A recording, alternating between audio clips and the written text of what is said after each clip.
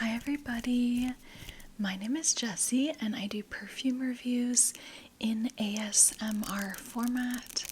So if you like perfume and also if you like ASMR, you are in a good place for our video today. Okay, so today I'm going to be reviewing this fragrance right here. This is called Myth and it's by the brand Ellis Brooklyn. So yeah, I think this is a newer brand. It's like a newer niche brand. You can find it at Sephora. These fragrances are not the cheapest, but they're also not insanely expensive. But yeah, kind of, I guess, kind of priced maybe similar to like a designer perfume. So I own this fragrance Myth. As you can see, there's about 2/3 left. I actually bought it on Mercari.com and it was mostly here. I really don't go through perfume very quickly, and I have a pretty large collection, so I especially don't go through bottles quickly at all because of that. But yeah, I'm excited to review this fragrance for you. As you can see, the bottle has a black theme, has got a black cap and a black sticker. I've said it before in other videos, but I feel like this bottle should be a different color because the fragrance is actually very soft, kind of musky floral, a little bit aquatic, and black to me just comes off. It makes me think that this would be like a bolder scent, maybe a more nighttime scent, maybe sexier. And to me, this fragrance is pretty soft, feminine, gentle, subtle. So I personally would do a color something more like this, like, you know, a light kind of like dusty pink, mauve, purple, maybe even something a little beigey. So yeah, if I designed this fragrance, I would do a different color. So that's why I wore this color shirt, but I did put on these little black bow earrings to match the bottle. So that is the look for today's video. Stay tuned because I do have one more fragrance from Ellis Brooklyn, and it is this one, Salt, which I love this bottle so much. I really like this bottle a lot more. Just the frosted light blue color I find really fun. So I'll also touch on this one briefly and tell you about the notes. Can't remember if I have like a standalone review of this fragrance, but I've talked about it in other videos. Definitely my video on salty fragrances, as well as probably marine fragrances. Okay, so I'm gonna take a sip of my tea. Okay, so I need to get my sprayer, my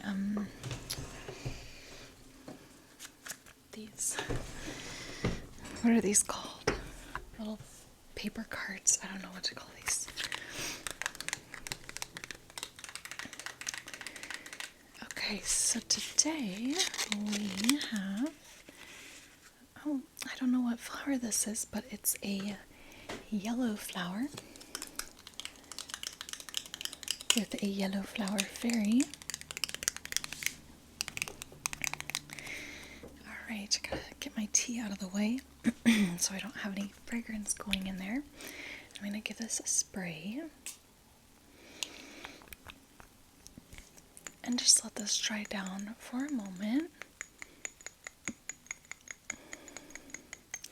Sorry, I just ate, so I've got like some burpiness.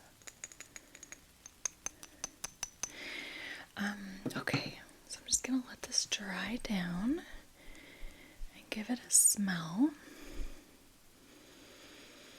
So yeah, to me, this is floral in a very soft, powdery, musky way.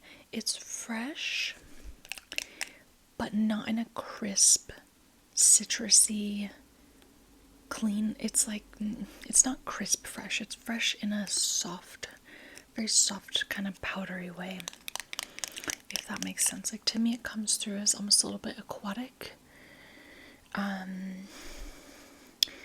Yeah, kind of could almost smell like a little soapy, but in a very soft way, not like a astringent, sharp, soapy way. So yeah, that's my impressions. And then let's go ahead and read through the main accords that we have listed on Fragrantica. Fun fact, I painted this mug. I painted the lavender on it at a local ceramic shop near where I live. Okay, alright, so on Fragrantica, for our main accords, we have musky, floral, powdery, aromatic, woody, white floral, citrus, and aquatic. So I definitely get the musky, floral, powdery. That's really what I get most. I'm not sure what the aromatic notes are in here. I don't remember. And also woody. I don't remember what the woody notes are. I imagine there's something much lighter, like driftwood. It's not a woody fragrance to me at all. It's mostly a musky, floral, kind of aquatic smell. Okay, so let's look at the notes. I'm excited because I totally forget what the notes are. I know there's like a lotus note. It's either lotus or water lily. Yeah. Okay, so, alright, let's start off with the top notes. So we've got 3 top notes. They are amberette, bergamot, and cassis. Okay, so that was what the aromatic note was, cassis, which is the leaves of the currant plant. So they've got like a slightly kind of green herbal smell. Anyway, so I'm definitely getting a lot of the amberette, also known as musk mallow. It's a vegetable, like a vegetable-based musk. Getting a lot of that very soft, cloudy kind of musk. Feels kind of like a hug. Bergamot, I could see there is kind of a freshness, so maybe some of that's coming from the bergamot, but it's not like super citrusy to me. And then the cassis, I'm not getting that outright, but again, there's a bit of a freshness to this that I think maybe is coming from some of that bergamot and cassis. Okay, and then for our middle notes, we've got 3 floral notes, and they are pink lotus, jasmine, and orchid. I'm definitely getting the pink lotus the most. It's like a dewy, soft floral. Orchid is a synthetic floral note, kind of a little vanillic. Might be getting a touch of that, as well as a touch of jasmine, but to me it really comes through as like a pink lotus kind of smell. Maybe also I would say similar to something a little more like peony, that kind of vibe, like a dewy pink floral. Okay, and then we have in our base notes, we've got 3 base notes, and they are musk, white cedar extract, and also patchouli. So definitely I'm getting musk. So there's the musk and also ambrette, and then white cedar, maybe just a touch of that, and patchouli, maybe just a touch. It's really like, I feel like for people who don't like patchouli, like they could smell this and not even know that there was patchouli in it. That's just my take on it, at least. So yeah, I'm really not getting much in the way of the patchouli or the white cedar extract. I'm really mostly just getting the pink lotus, the ambrette, and the musk, followed by maybe like a touch of bergamot, cassis, orchid. That's really mostly what I'm getting, is a floral musk. So I'm going to show the votes on Fragrantica to see what other people say they are smelling most. They say they are mostly getting the musk, the ambrette, the lotus, jasmine, orchid, bergamot, cassis, and lastly the white cedar extract and patchouli. So that's pretty dang similar to how I would rate it. I would put the pink lotus first, though. This is very, very musky. However, it cannot be missed that it's a floral fragrance. For me, at least. It's like, there are some musks that to me they have other notes, but like they're mostly just a musk. Kind of just like a minimalist skin scent. This one is close to that, but it's got enough floral to where it's not just like a straight up musk to me. So that's my take on it. So yeah, I like this one. It's got a lot of musk, so it can almost be a little bit nauseating sometimes to me when I smell it. I don't know, everything's been different since I've been pregnant. I've struggled with scents a lot more in general, so I feel pretty biased right now, and I honestly don't know if my nose is ever going to be the same, but I assume it'll change once I'm not pregnant to some degree. Okay,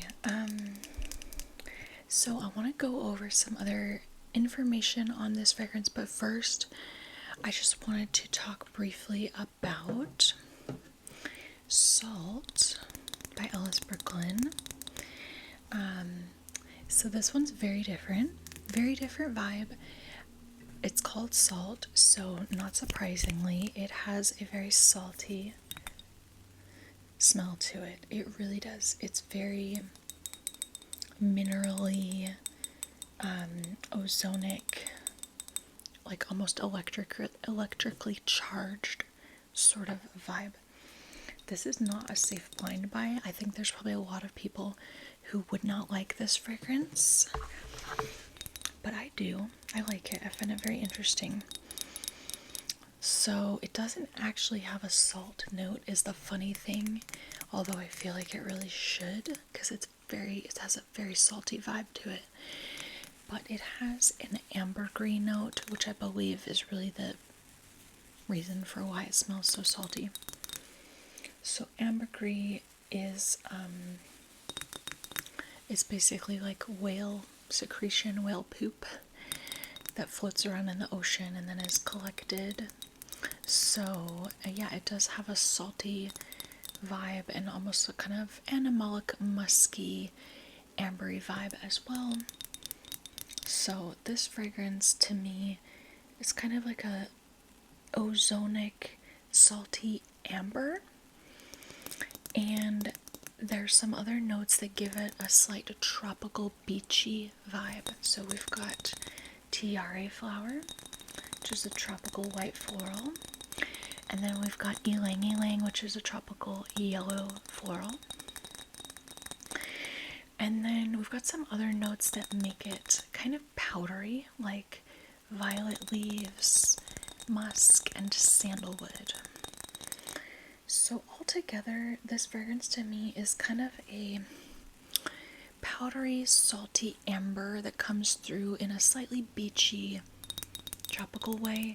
Not exactly like a tanning lotion sort of smell, sunscreen sort of smell, but in that direction. There's actually no coconut in here though, so that's different. So yeah, I do like this one, but it is very unique. It's not for everybody, that's for sure. But I really, really like the bottle. I think the bottle's really fun. so that was Salt by Ellis Brooklyn. And yeah, let's go ahead and just go over some other info on Myth. So this fragrance was launched in 2016. So it's been out for a bit now. And it has a rating of 3.76 out of 5 with 1,184 votes. So that's very mid-range. I don't think the the users on Fragrantica love this, but it seems to be decently rated. It's also not that popular, I don't think, because it doesn't have that many votes. I don't know what their most popular scent is, Ellis Brooklyn. I don't know, but I don't think it's this one. Let me know if you have any Ellis Brooklyn fragrances that you really like. Okay, what else? In terms of some other ratings from users on Fragrantica, I think Ellis Brooklyn, perhaps their most popular fragrance might be called Sweet. I've smelled that one before. It is very sweet. I think people have bought that quite a bit more than this. Anyway, back to some other stats around this fragrance from the users on Fragrantica. It is rated as having moderate to slightly weaker longevity. I don't think this has amazing longevity. It's more so though that it's just fairly light in general, intimate, not super bold. But I don't think the longevity is awful. It just is a kind of subtler scent. So yeah, next one, Sillage. People are saying that it's a much more intimate sillage, so it doesn't project a whole lot. I completely agree. It's a softer, more subtle scent, so could work better for like the workplace or just when you don't want to smell too strong. For gender, it's being rated as feminine leaning but somewhat unisex. To me, this is very feminine. I do not find this to be masculine in any way, but it's not like hyper floral or hyper sweet, so I guess I could see why people might think it's a little more unisex. And then price value is being rated as a little overpriced. I do think these fragrances by Ellis are a little expensive, but you know, it's the same story with most fragrances, to be honest. So okay, and then let's go ahead and finish up the review by just reading a few other people's reviews on Fragrantica. So let's see. Somebody says, my favorite out of the set that I got, just a super cozy and fresh musk, nothing out of the box or creative at all, but a good scent, good but not full bottle worthy, especially with the price. Lasting power on most fragrances from this brand I find to be a bit weak. Same with the sillage, so I'll just live with my sample set. Okay, let's see another review. Somebody says, cozy, warm, a little sexy, clean, sort of soapy musk. Great when I'm in the mood for something clean and soft. Since it's clean and wears a little closer to the skin, I do often wear it to work. I'm a RN, as in registered nurse. I'm a huge fan of a few of Ellis Brooklyn's scents, particularly Sweet and Salt. This one has become FBW. What does that mean? Facebook worthy? FBW. I don't know. What does FBW mean, you guys? I don't know. Okay, let's read a more negative review. Somebody says, this one just isn't for me. I find it smells very powdery and I'm not able to pick up any other notes except maybe a hint of floral. I would say it's not an unpleasant smell, but maybe just not my taste. Okay. Somebody says, I definitely don't get any musk out of this. For me, it's a very soapy scent. It smells like getting out of the shower after using a strong shampoo. Like a lot of other Ellis Brooklyn's perfumes, it doesn't last well on my skin. I find I have to spray it on clothes, and even then, it's still quite weak, fading quickly. Nice and safe, pleasant office sort of scent, but nothing incredible. Ellis Brooklyn definitely has done better before. So I definitely get musk out of this. To me, it's very powdery. It is soapy clean, but in a very, very powdery, soft way.